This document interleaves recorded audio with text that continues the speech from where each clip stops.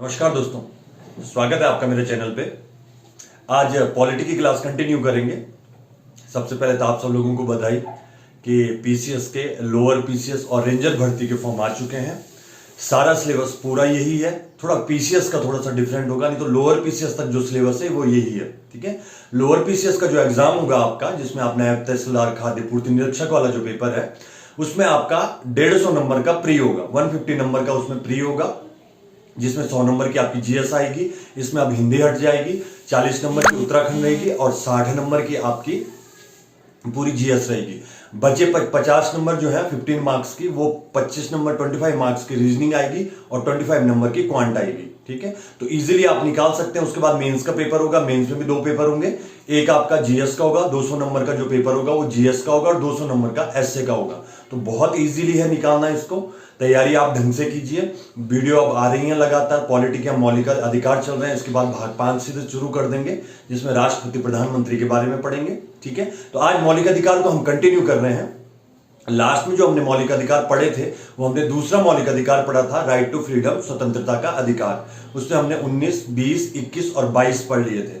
आज हम 2 मौलिक अधिकार कवर कर रहे हैं। शायद हो सकता है कि जो आर्टिकल 25 वो आधा ही रहे। तो हम 2 मौलिक अधिकार आज पढ़ेंगे। तो उसमें से हम आज तीसरा मौलिक अधिकार शुरू कर रहे हैं, जो है आपका शोषण के विरुद्ध अधिकार। तीसरा जो फंडामेंटल राइट्स है आपका, वो है शोषण के विरुद्ध अधिकार। शोषण के विरुद्ध अधिकार याद रखना। अब आप लोअर पीसीएस की तैयारी कर रहे हैं तो पॉलिटी, हिस्ट्री और बायोलॉजी पे काफी ध्यान देंगे आप। वहां से सबसे ज्यादा क्वेश्चन आएंगे, पॉलिटी से बहुत अच्छे क्वेश्चन आएंगे। और मौलिक अधिकार मैंने बता दिया, मौलिक अधिकार और संसद, और बाद में जो आपके संवैधानिक निकाय आएंगे, जैसे इलेक्शन कमीशन आ गया, आपका सर्वोच्च न्यायालय आ गया, एनजीटी आ गया, या आपका यूपीएससी आ गया, लोक सेवा या राज्य लोक सेवा, वहां से सबसे ज्यादा क्वेश्चन बनते हैं। तो बड़े ध्यान से इसको देखिए, पुरानी वीडियो भी देखिए। जिसने मौलिक अधिकार वाले शुरू से नहीं देखे तो पार्ट 1 से देखिए, यहां से आपको समझ में नहीं आएगा। पार्ट 1 से देखिए, आराम से अपने नोट्स बनाइए। और मैंने आपको पहले भी बता रखा है कि जो भी नोट्स आप बनाओ आपके हैंडमेड होने चाहिए। मैं हर बार अपने इंस्टीट्यूट में भी ये बोलता हूं कि कोई भी पीडीएफ, कोई भी वीडियो, कोई भी टीचर, कोई भी बुक्स आपका एग्जाम नहीं निकालेगा। आपका एग्जाम निकालेंगे जो आपके हाथ से बने हुए नोट्स हैं। तो हर वीडियो का आप नोट्स बनाते चलिए। ठीक है, तो इसमें हम पढ़ रहे हैं शोषण के विरुद्ध अधिकार। इसमें हम पढ़ेंगे आर्टिकल 23 और आर्टिकल 24। ठीक है, आर्टिकल 22 तक हमने स्वतंत्रता का अधिकार पढ़ चुके हैं। आर्टिकल 23 क्या बोलता है? आर्टिकल 23 बोलता है कि मानव व्यापार, ह्यूमन ट्रैफिकिंग जिसे बोलते हैं, मानव व्यापार और बालात श्रम को ये आर्टिकल क्या करता है? निषेध करता है, मतलब इस पर बैन लगाता है। ठीक है, पहला है मानव व्यापार, मतलब आप किसी भी तरह के मानव का व्यापार नहीं कर सकते, जिसे आप ह्यूमन ट्रैफिकिंग बोलते हैं, है ना। आज भी आप चले जाओ कि जो हमारे गरीब राज्य हैं वहां से लड़कियां लाई जाती हैं और बड़े शहरों में बेची जाती हैं, है ना। गरीब माँ बाप से लड़की क्या करते हैं? खरीद के लाते हैं और इन जगहों में बेच जाते हैं। जैसे आप बड़े बड़े शहरों में देखते होंगे, जैसे आपने अपने देहरादून में भी देखते हो, कई सारे भिखारी बच्चे घूमते रहते हैं, छोटे छोटे बच्चे, जिनको कई बच्चों को आपको देख के लगता होगा यार ये बच्चे दिखने में तो बड़े सही हैं, अच्छे घर से लग रहे हैं, फिर ये भीख क्यों मांग रहे हैं? तो एक्चुअली में होता क्या है, उनको वहां से किडनैप किया जाता है। किडनैप करके अगर उनके मम्मी पापा ने पैसे दे दिए तो ठीक, नहीं तो उनको ये जो गैंग होते हैं भिखारी वाले, इनका अपना प्रॉपर एक गैंग होता है। वहां से बच्चों के किसी का हाथ काट के, किसी का पांव काट के, किसी को अंधा करके ये लोग क्या करते हैं? भीख मंगवाते हैं। तो यही आर्टिकल क्या बोलता है कि मानव व्यापार, ह्यूमन ट्रैफिकिंग पे ये क्या करता है? बैन लगाता है। किसी भी प्रकार का मानव व्यापार आप नहीं कर सकते। और दूसरे में ये क्या बोलता है? बालात श्रम, कि बच्चों से आप काम नहीं करवा सकते। आप 6 से 14 वर्ष तक के जो बच्चे हैं उनसे किसी भी दुकान, किसी भी औद्योगिक संस्थान, किसी भी फैक्ट्री, किसी भी होटल में आप काम नहीं करवा सकते। यह आर्टिकल 23 के तहत क्या है? बैन है। ठीक है, तो आर्टिकल 23 क्या बोलता है? मानव व्यापार और बालात श्रम को ये निषेध करता है, मतलब किसी भी प्रकार के मानव को आप खरीद बेच नहीं सकते हैं। ठीक है, जैसे आप बहुत चले जाएंगे दिल्ली, मुंबई, जो बड़ी मेट्रो सिटीज है हमारी, वहां पर बहुत लड़कियों का, औरतों का क्या होता है? अवैध व्यापार होता है, उन्हें खरीदा और बेचा जाता है। तो ये क्या है? एक तरह से पूरी तरह बैन है। कौन सा आर्टिकल करता है? 23। और साथ में क्या करता है? बालात श्रम, बच्चों से काम करवाने पे क्या करता है? प्रतिबंध लगाता है। ठीक है, चलो, तो बालात श्रम देखो, तो आर्टिकल 24 बहुत इजी। 24 में क्या करना? 24 में क्या करना है, तो 24 में ये बोला है बालात श्रम को निषेध करता है, मतलब बच्चों के जो काम करने से उसको निषेध करता है। अब यहां पर इसने उम्र नहीं बताई कि कितने के साल के बच्चों थे, तो आर्टिकल 24 में इसने क्या बोला कि 6 से 14 वर्ष, यहां पर उसने बालात श्रम बोला, यहां पर उसने बोला 6 से 14 वर्ष के बच्चों से, 6 से 14 वर्ष तक के बच्चों से आप क्या नहीं करवा सकते, काम नहीं करवा सकते। मतलब किसी भी औद्योगिक संस्थान में, किसी भी औद्योगिक संस्थान में, किसी भी दुकान में, शॉप में, या किसी भी होटल में, उद्योग धंधों में, कहीं भी आप क्या नहीं करवा सकते हैं, काम नहीं करवा सकते हैं। कौन सा आर्टिकल बोलता है 24। यहां पे उसने बाल श्रम को निषेध किया, यहां पे उम्र नहीं बताई, तो उम्र कहां बताई, यहां बताई, एज कितनी है 6 से 14 वर्ष, ठीक है। और इसी आर्टिकल के तहत आप देखोगे भारत में एक आदमी है जिनका नाम है कैलाश सत्यार्थी, ठीक है। अब ये इस देश की विडंबना है कि बहुत लोगों ने अभी तक कैलाश सत्यार्थी का नाम पहली बार सुन रहे होंगे। कुछ बच्चे ऐसे होंगे या कुछ लोग ऐसे होंगे जिन्हें आज तक पता नहीं होगा कि कैलाश सत्यार्थी कौन है, और हमें भी नहीं पता था 2014 तक, जब तक इनको नोबेल प्राइज नहीं मिला था, तो भारत के आधे से ज्यादा 80% भारतीय नहीं जानते थे कि कैलाश सत्यार्थी कौन थे। तो जो कैलाश सत्यार्थी हैं, इन्होंने एक आंदोलन चलाया, उस आंदोलन का नाम था बचपन बचाओ आंदोलन, बचपन बचाओ आंदोलन। तो ये क्वेश्चन भी आपसे पूछ सकता है कि बचपन बचाओ आंदोलन किसने चलाया, तो बचपन बचाओ आंदोलन किसने चलाया, आपके कैलाश सत्यार्थी ने चलाया। क्या था एक बचपन बचाओ आंदोलन कि 6 से 14 वर्ष तक के बच्चों को आप क्या नहीं करवा सकते, कहीं भी आप क्या नहीं करवा सकते, उनसे काम नहीं ले सकते। और इसी के तहत कैलाश सत्यार्थी ने बचपन बचाओ आंदोलन चला, और 2014 में इन्हीं कैलाश सत्यार्थी को 2014 में शांति के लिए नोबेल प्राइज मिला, शांति के लिए नोबेल प्राइज मिला। तो देखो अभी भी बहुत लोग ऐसे होंगे जिन्हें नहीं पता होगा कि कैलाश सत्यार्थी कौन है। तो ये इस देश की विडंबना है कि जो अच्छे काम करते हैं लोग उनको ज्यादा रिकॉग्नाइज नहीं करते, उनको ज्यादा पहचान नहीं मिलती है। इसके बनस्पत अगर वो कुछ गंदे काम कर देते, किसी का मर्डर कर देते, या जैसे विकास दुबे जैसे थे जिन्होंने 8 पुलिसकर्मियों को मार दिया, तो वहां पे वो क्या हो जाता है, वो फेमस हो जाता है। अभी आप रोड पे चले जाओ, किसी को एक दो थप्पड़ मार दो तो 4-5 लड़के आपके पीछे वैसे ही हो जाएंगे। और अभी आप रोड पे जाओ, आप उठाने लगो। अभी आप लास्ट टाइम तुंगनाथ गए थे, मैं और मेरे दोस्त तुंगनाथ घूमने गए थे, तो तुंगनाथ से जब हम वापसी आ रहे थे तो हम सब दोस्तों ने ये सोचा कि इतना ज्यादा कूड़ा कबाड़ा लोग आ रहे हैं, चिप्स के पैकेट फेंक रहे हैं, फ्रूटी के पैकेट फेंक रहे हैं, तो हमने क्या किया, एक थैला लिया और उस सारे कबाड़ को हम तुंगनाथ से नीचे चोपता था कि इकट्ठा करते चलने लगे। तो उनमें से कुछ लोगों ने तो बहुत अप्रिशिएट किया हमें कि चलो आप अच्छा काम कर रहे हैं, ये सब चीज उठा। कुछ लोग हम पे हंस रहे थे, कुछ लड़के बोल रहे थे अरे तो लड़कियों की तरह कर रहे हैं काम, है ना। तो ये होता है कि अगर आप अच्छा काम करें तो बहुत कम लोग आपके साथ देने के लिए मिलते हैं, पर उसी के उलट आप अगर कोई बुरा काम करते हो तो आप जल्दी फेमस हो जाते हो, है ना। तो इसका मतलब ये नहीं कि आप बुरा काम करें, आप अच्छा काम करते रहे, कभी ना कभी आपको कोई, आपका देश नहीं पहचाना, कोई और देश पहचान लेगा। देखो तो हमारे देश ने तो तब जाना, 80% लोगों ने तब जाना कि कैलाश सत्यार्थी तब ढूंढा किसी ने, है ना। ये इस देश की बिना। अभी आप देखो नीरज चोपड़ा जिन्होंने जेवलिन थ्रो में क्या जीता है, गोल्ड मेडल जीता है, तो अभी अगर उनके देखते तो आप 2 लाख के करीबन फॉलोवर थे उससे पहले। जैसे ही गोल्ड मेडल जीतते हैं तो शायद आज की डेट तक उनके 3 मिलियन सब्सक्राइबर हो गए होंगे, 3 मिलियन फॉलोवर हो गए होंगे उनके, है ना। तो देखो अभी मैं वीडियो बना रहा हूं तो मेरे को बहुत मुश्किल हो रही है 1000 सब्सक्राइबर करने में, मेरे 800-900 सब्सक्राइबर में अटक रखा हूं।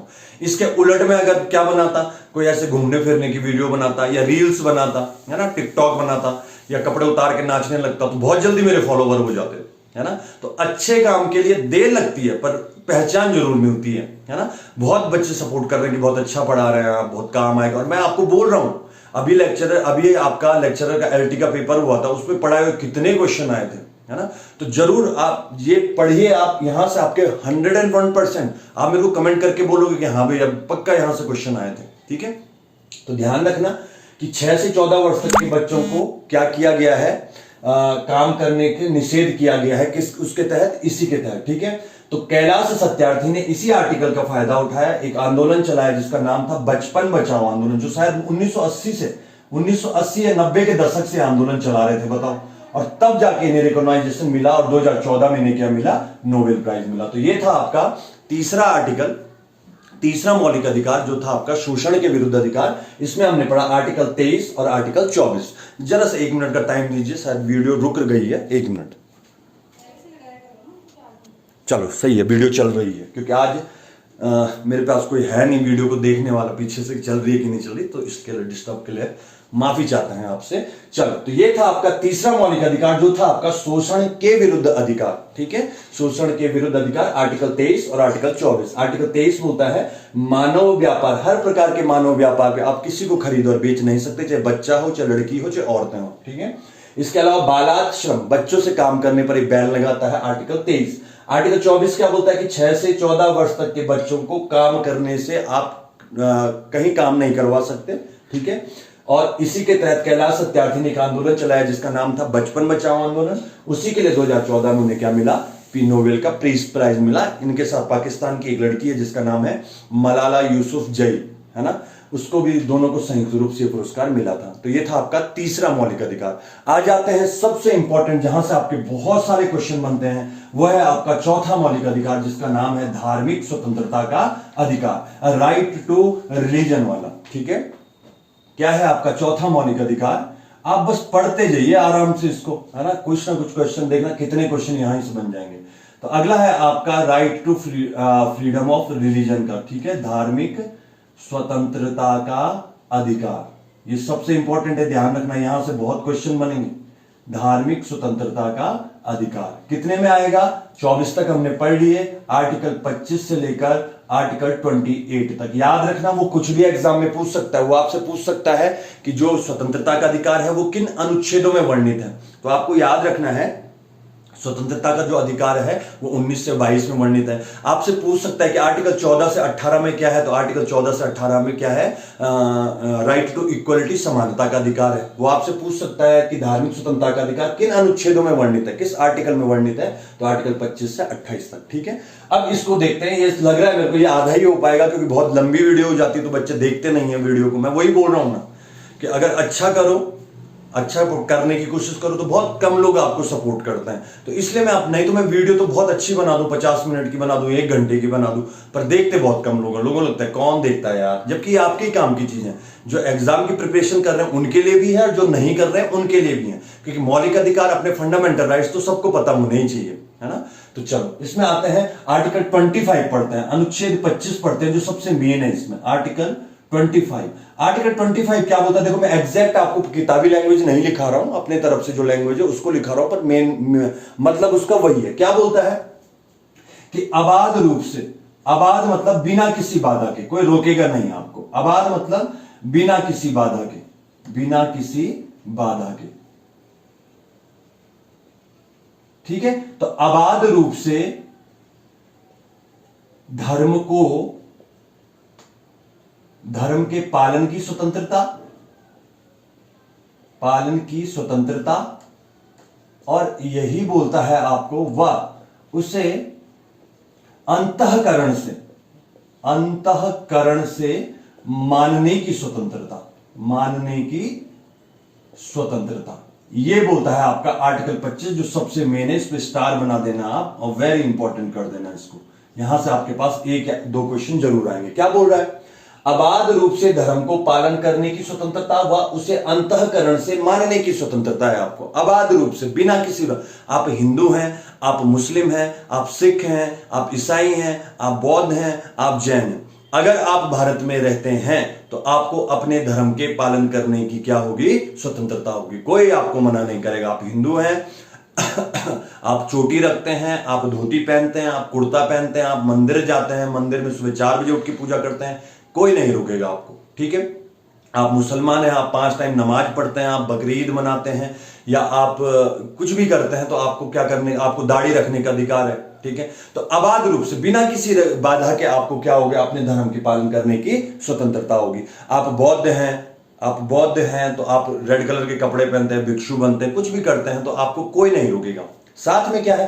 अंतःकरण से उसे मानने की स्वतंत्रता। अंतःकरण से मतलब दिल से। आप मुसलमान हैं, ठीक है, आपको हिंदू या हनुमान चालीसा पढ़नी अच्छी लगती है, या आपको गायत्री मंत्र सुनना अच्छा लगता है, कुछ भी आपको हिंदू धर्म में अच्छा लगता है, तो आप मन ही मन उसको क्या कर सकते हैं? अप्रिशिएट कर सकते हैं। आपको भगवत गीता पढ़नी है तो आप पढ़ सकते हैं। जैसे हिंदू है उन्हें कुरान पढ़नी है, या उन्हें कुरान की कोई आयत अच्छी लगती है, बाइबल की कोई आयत अच्छी लगती है मेरे को, तो हम कर सकते हैं। अंतःकरण से हमें फॉलो करने की स्वतंत्रता है। आपने देखा होगा हमारे हिंदू धर्म में हम पेड़ पौधों की पूजा करते हैं, प्रकृति की पूजा करते हैं, पशुओं की पूजा करते हैं। जैसे एक कुमाऊं में एक त्योहार मनाया जाता है खत डूबा त्योहार, जिसे गए त्योहार के नाम से भी जाना जाता है, जिसमें पशुओं की पूजा होती है। अब आप ये नहीं कर सकते कि कोई पशु की पूजा कर रहा है तो आप उसको जाके टोके भाई तू क्यों कर रहा है ऐसा। तो अंतःकरण से मारने की स्वतंत्रता है, आप कुछ भी मानो। याद रखना इसमें धर्म परिवर्तन नहीं आता है। इसमें बड़ी विवाद चला था जब कानून बन रहा था, तो इसमें धर्म परिवर्तन नहीं आता है ना, कि आप जबरदस्ती किसी का धर्म परिवर्तन कर रहा, आप मुसलमान हो आप हिंदू बना दो, हिंदू को मुसलमान बना दो, ऐसा नहीं कर सकते हैं।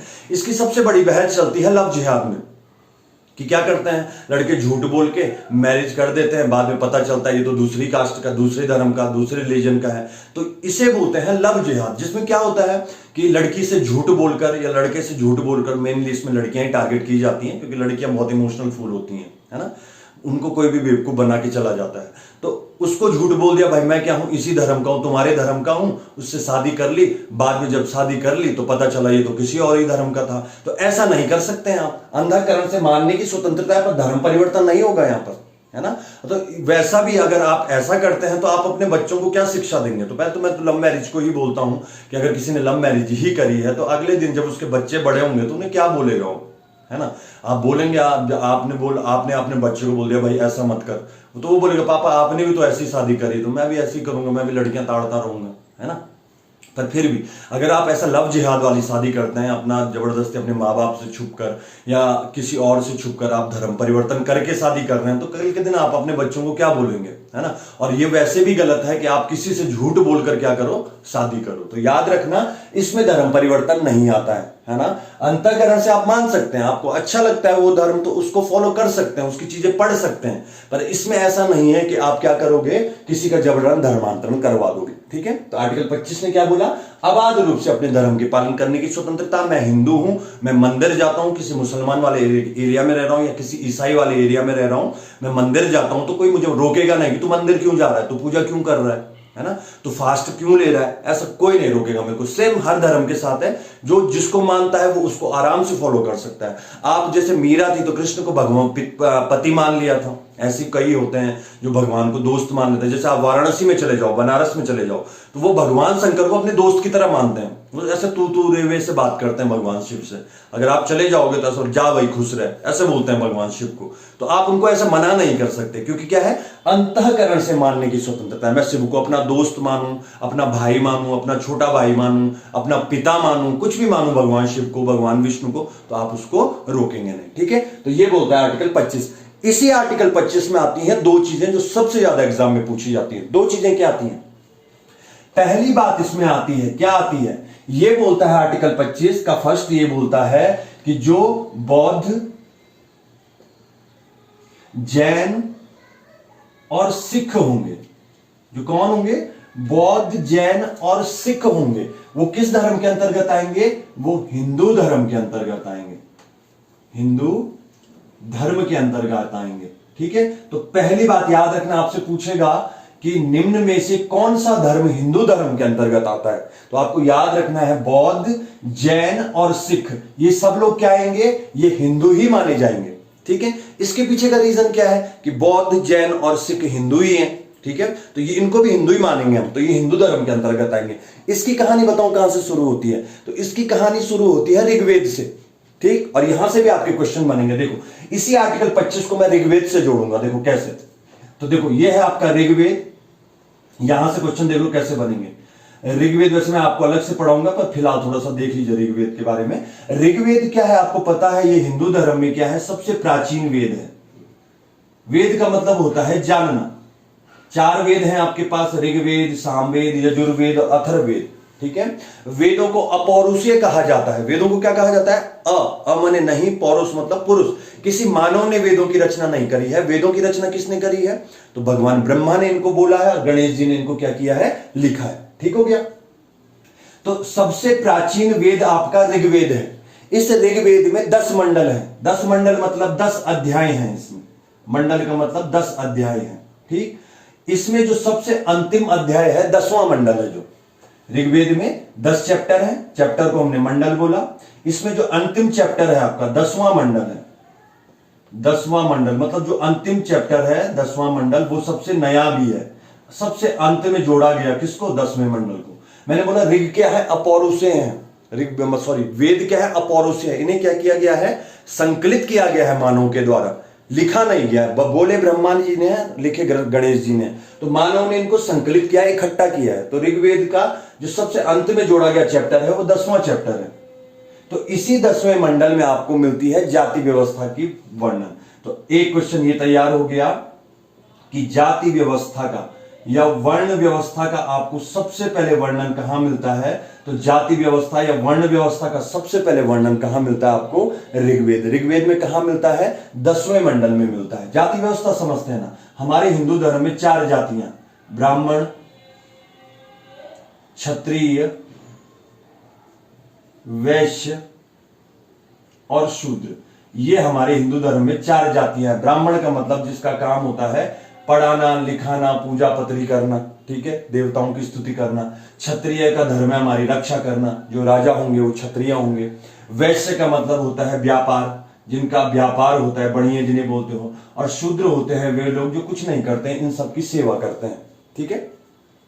तो यही सबसे पहले पूछेगा आपसे कि सबसे पहले वर्ण व्यवस्था या जाति व्यवस्था का वर्णन कहां मिलता है। तो ऋग्वेद के 10वें मंडल में मिलते हैं। देखो कितने क्वेश्चन हो गए ऋग्वेद से। एक तो पूछेगा सबसे प्राचीन वेद कौन सा है, तो ऋग्वेद है। दूसरा पूछेगा ऋग्वेद में कितने मंडल हैं, तो ऋग्वेद में 10 मंडल है, ठीक है। फिर बोलेगा ऋग्वेद का सबसे नया मंडल कौन सा है, तो ऋग्वेद का सबसे नया मंडल आपका 10वां मंडल है, ठीक हो गया। फिर बोलेगा जाति व्यवस्था का सबसे पहले वर्णन कहां मिलता है, तो जाति व्यवस्था का सबसे पहले वर्णन आपको कहां मिलता है, ऋग्वेद में। ऋग्वेद की कहां मिलता है, 10वें मंडल में, ठीक है। जाति व्यवस्था मैंने बता दिया आपको, ब्राह्मण, क्षत्रिय, वैश्य और शूद्र, ठीक है। इसी में यह बोलता है कि ऋग्वेद में जो जाति व्यवस्था थी वो कैसी थी, वो कर्म के आधार पर थी। ध्यान रखना, अगला क्वेश्चन बन गया, ऋग्वेद में जो जाति व्यवस्था थी वो कैसे थी, कर्म के आधार पर थी। मतलब जैसे जिसके काम वैसे उसकी जाति।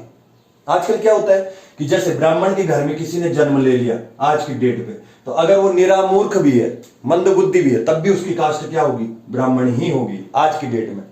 कोई क्षत्रिय के घर में जन्म लेता है और वो बहुत डरपोक है, उसे बहुत डर लगता है ना। वो आपने चुटकुला भी सुना होगा, जोक भी सुना होगा कि एक आदमी है जो डर रहा है, कुत्ता भौंक रहा है और वो जा ही नहीं रहा है आगे। तो उससे पूछा भाई आगे क्यों नहीं जा रहा, बोला यार कुत्ता भौंक रहा है। बोला तेरा नाम क्या है, बोला शेर सिंह।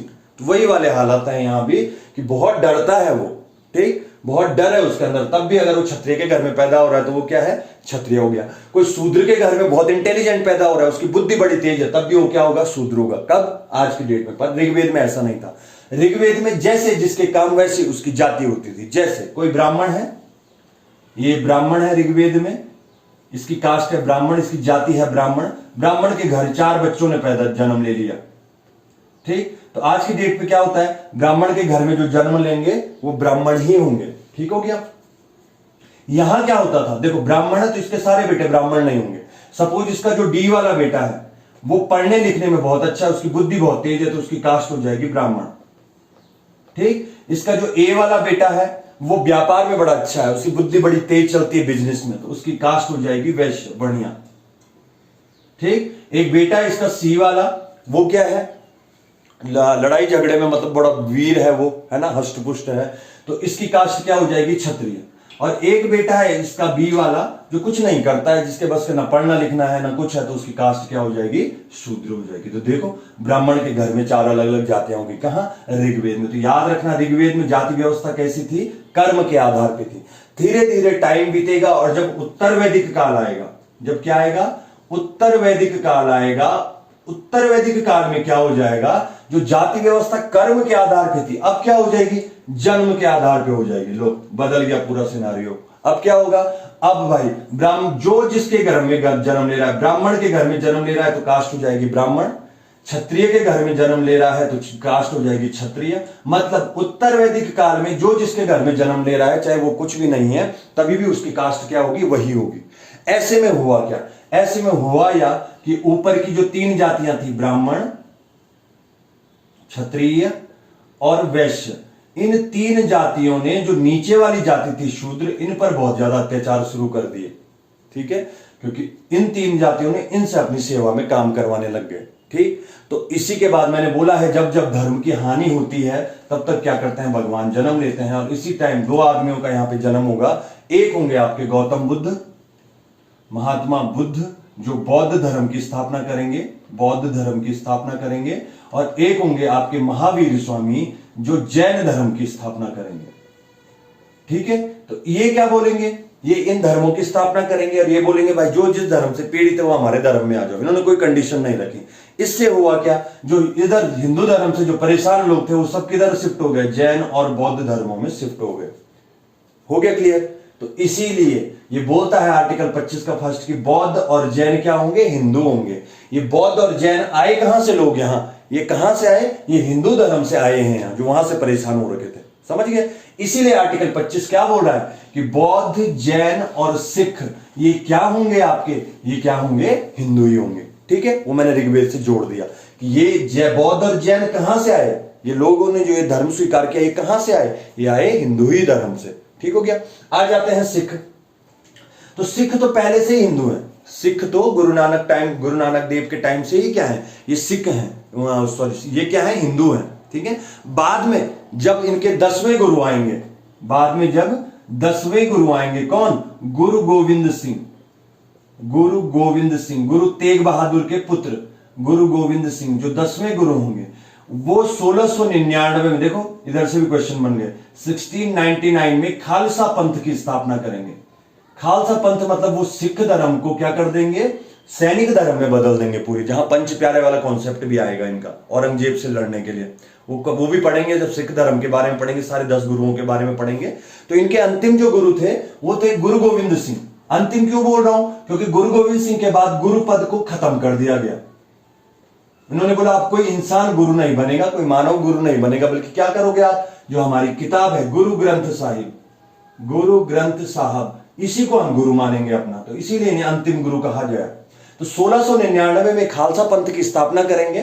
साथ में क्या करेंगे, साथ में क्या करेंगे, सिखों को, इन सिख अपने लोगों को 5 लक्षण देंगे। क्या क्या 5 लक्षण देंगे, केस, बड़े बाल रखोगे भाई, उन बालों को बनाने के लिए कंघा, केस कंघा।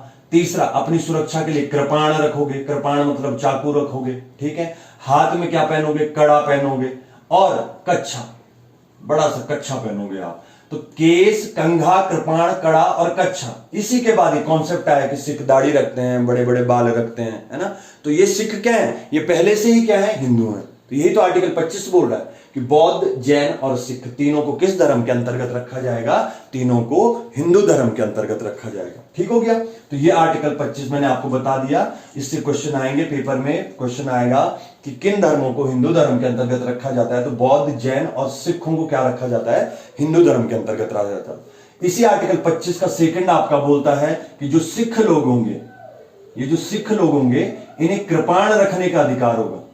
कृपाण रखने का अधिकार होगा। देखो भाई, हर सिख के पास कृपाण रहती है। कृपाण मतलब वो चाकू रहता है, और उन्हें उस चाकू को रखने का क्या है, मौलिक अधिकार है भारत में।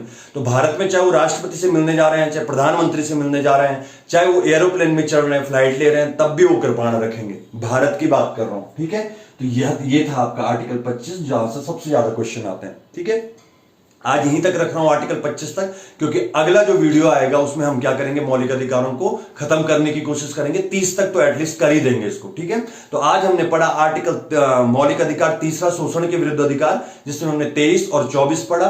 फिर हमने पढ़ा कौन सा वाला, चौथा मौलिक अधिकार, धार्मिक स्वतंत्रता का अधिकार, जिसमें हमने क्या पढ़ा, आर्टिकल 25 पढ़ा, अबाध रूप से धर्म को पालन करने की आजादी होगी और अंतःकरण से उसको फॉलो करने, मानने की आजादी होगी।